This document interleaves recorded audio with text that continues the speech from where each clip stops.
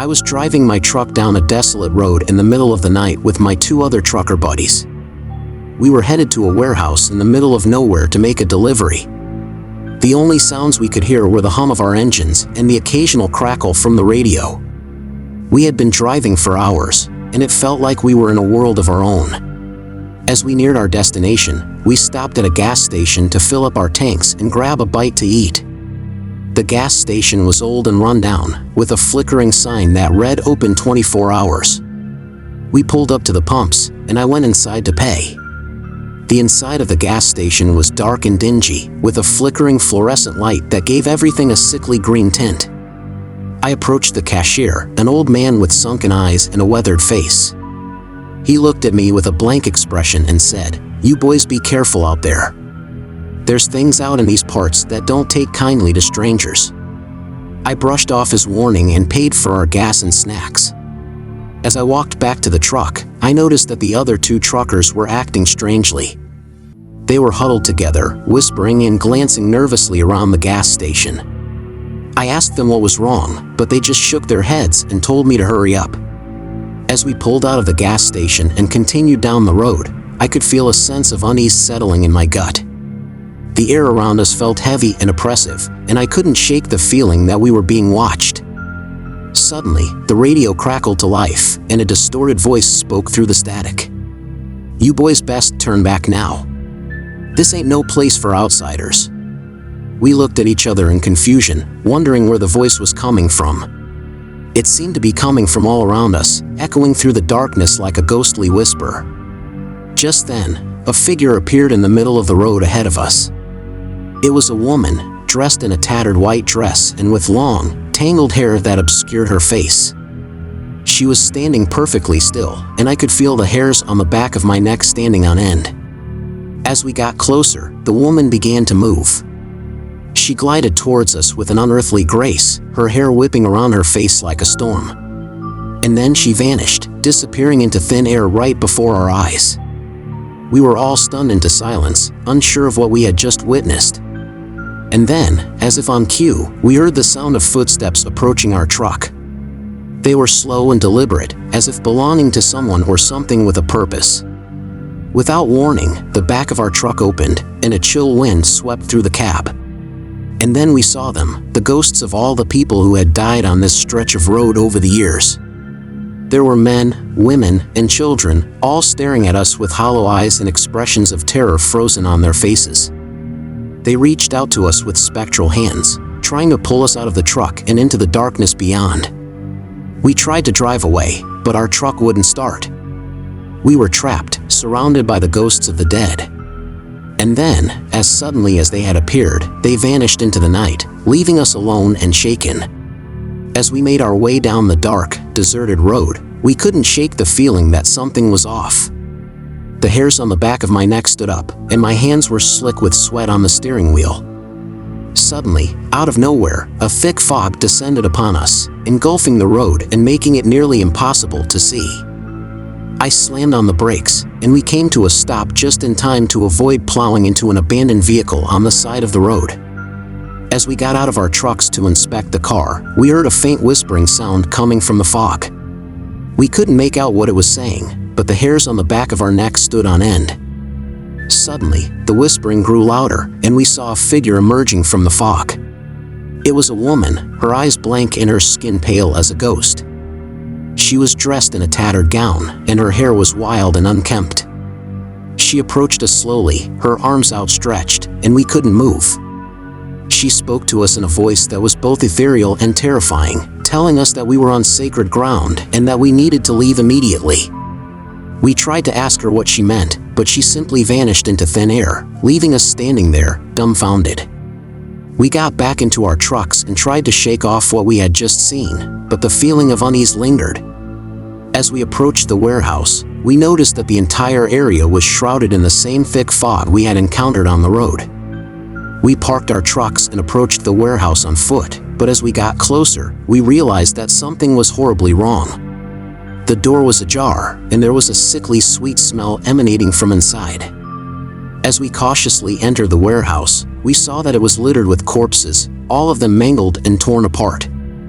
We tried to run, but the door slammed shut behind us, and we were trapped. We heard the same whispering sound that we had heard on the road, and we knew that we were not alone. We were being watched, stalked by something that was not of this world. We tried to fight back, but it was no use. We were hopelessly outnumbered, and the creature that had been haunting us was too powerful to defeat.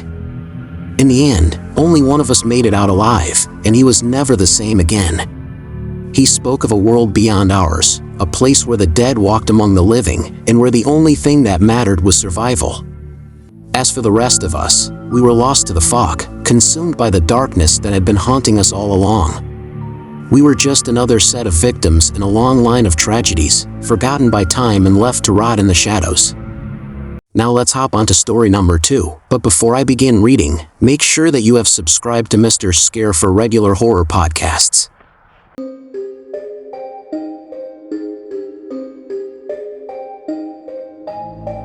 I had been a truck driver for over 10 years and had driven through every kind of weather condition imaginable, but I had never encountered something as frightening as what I experienced that night.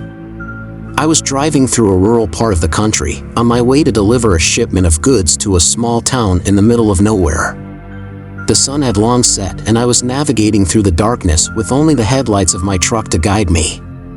As I approached a particularly dark stretch of road, my headlights suddenly flickered and went out, plunging me into complete darkness. I slammed on the brakes, my heart racing, and reached for my flashlight.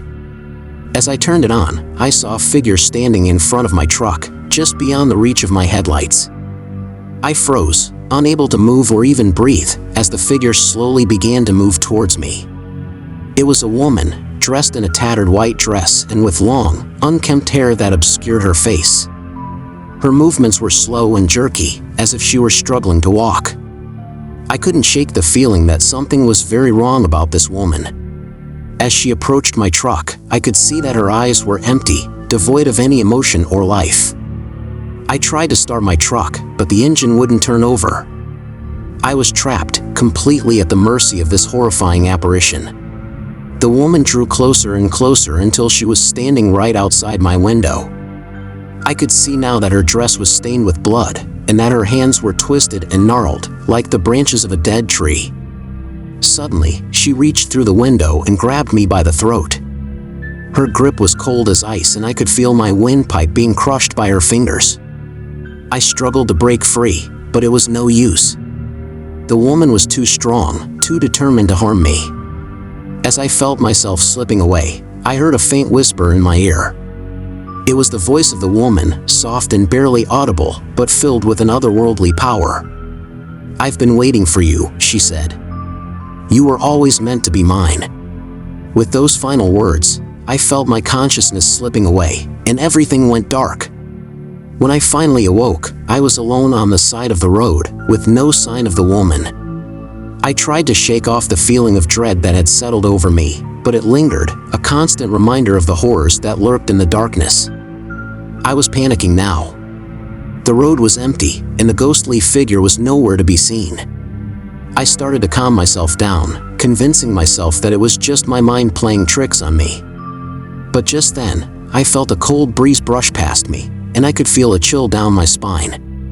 I knew that the ghost was still around. I took a deep breath and decided to move on. I started the truck and tried to drive away as fast as possible. But as soon as I hit the gas, the truck stalled. I tried to start it again, but it just wouldn't budge.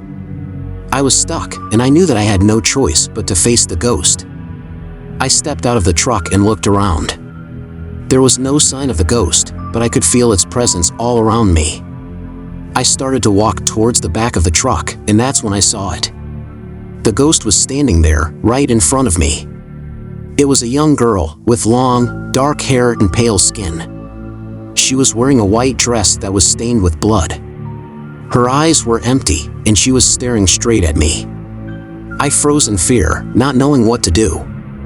The girl started to walk towards me, her hands outstretched as if she wanted to touch me. I stepped back, but I couldn't move any further. I was trapped, and the ghost was getting closer. Suddenly, the girl stopped in her tracks and looked up at the sky. I followed her gaze and saw that the moon was shining bright, casting an eerie light over everything. The ghost started to scream, a high-pitched wail that echoed through the night. I knew that I had to do something. I closed my eyes and started to pray. I begged for forgiveness for any wrong I had ever done, and I asked for protection from the ghost. When I opened my eyes again, the ghost was gone. The truck started without any trouble, and I drove away as fast as I could. I never looked back, but I knew that I had experienced something that I would never forget. That night, I learned that ghosts were real and they could be terrifying. I made a promise to myself to never drive that road again, but the memory of that night still haunts me to this day. From that day on, I avoided driving through that part of the country at all costs, afraid that I might encounter that woman again, and that next time, I might not be so lucky.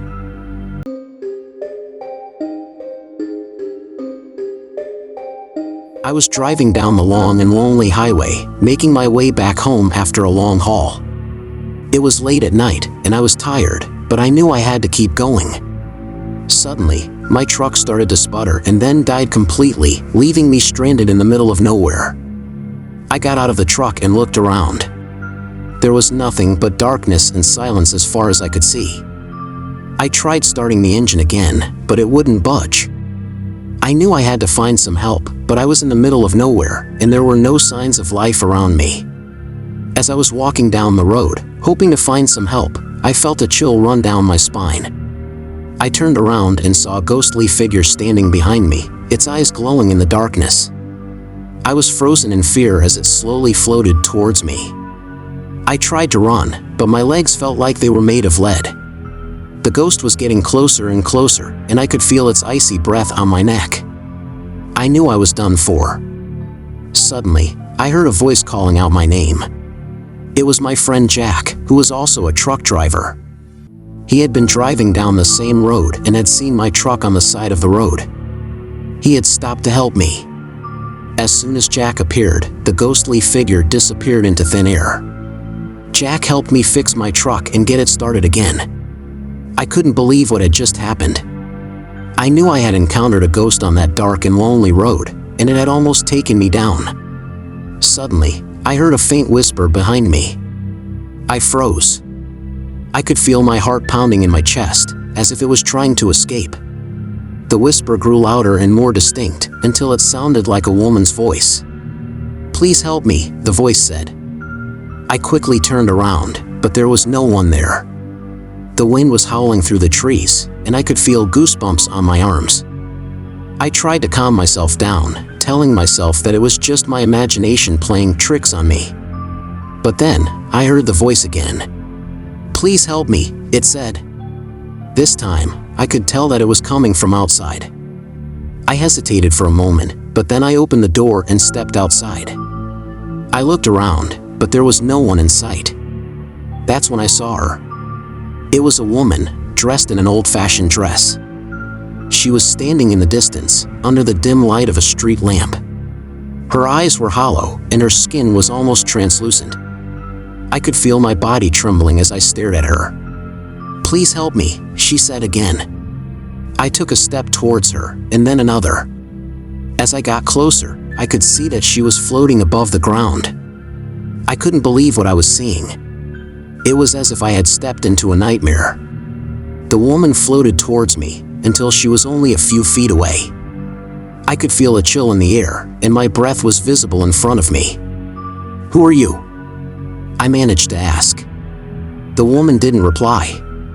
Instead, she reached out and touched my forehead with her cold, bony fingers. I felt a surge of energy flow through me, and then everything went dark. When I opened my eyes again, I was back in my truck. The engine was running, and I was driving down the road. At first, I thought it had all been a dream.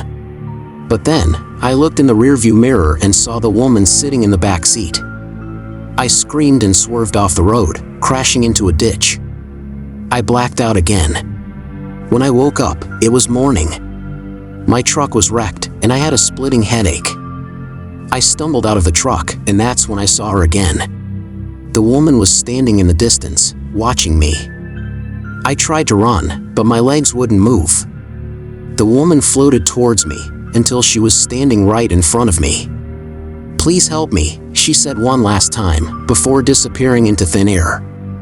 I never drove through that road again. To this day, I can still hear her voice in my nightmares. As we were driving away, I looked back, and the ghost was still standing there, staring at us. I knew that it was going to haunt me forever. From that day on, I made sure to avoid that stretch of road as much as possible. But every time I did have to drive through there, I couldn't help but look over my shoulder, wondering if that ghostly figure was still lurking in the shadows, waiting to come after me once again.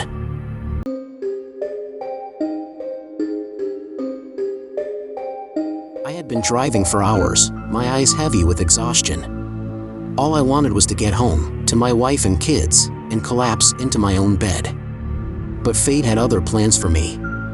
As I was driving down a dark, deserted road, I saw something move in the distance. At first, I thought it was just a trick of the light, but as I got closer, I realized that it was a figure standing in the middle of the road. I slowed down, not sure what to do. I could see that the figure was wearing a white dress and had long, dark hair. As I got closer, I realized that it was a woman standing with her back to me. She seemed to be crying. I didn't know what to do. Should I stop and offer her a ride? Or should I just drive on by? But before I could make a decision, the woman turned around. Her face was a ghastly white, her eyes black as coal. She looked straight at me, and I felt a shiver run down my spine. She had no expression on her face, but I could feel her staring at me, as if she was trying to tell me something. I didn't know what to do.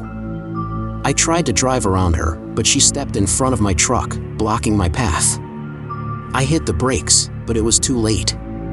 The truck skidded to a halt, and I felt a jolt as the woman's body slammed into the windshield. I sat there for a moment, dazed and confused. What had just happened?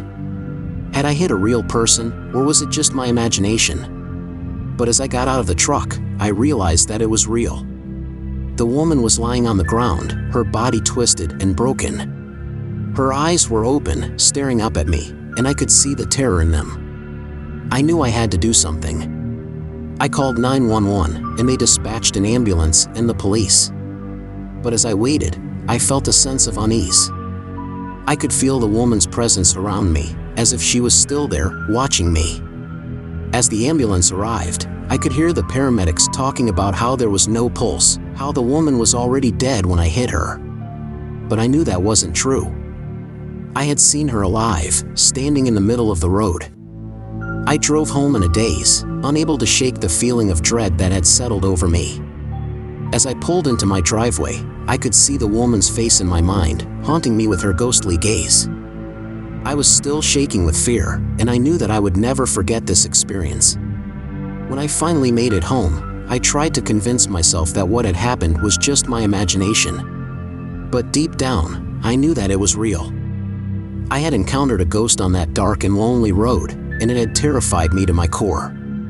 From that day on, I never drove down that road again. But the memory of that night, and the ghostly woman who had haunted me, stayed with me forever. I made sure to avoid that stretch of road as much as possible. But every time I did have to drive through there, I couldn't help but look over my shoulder, wondering if that ghostly figure was still lurking in the shadows, waiting to come after me once again.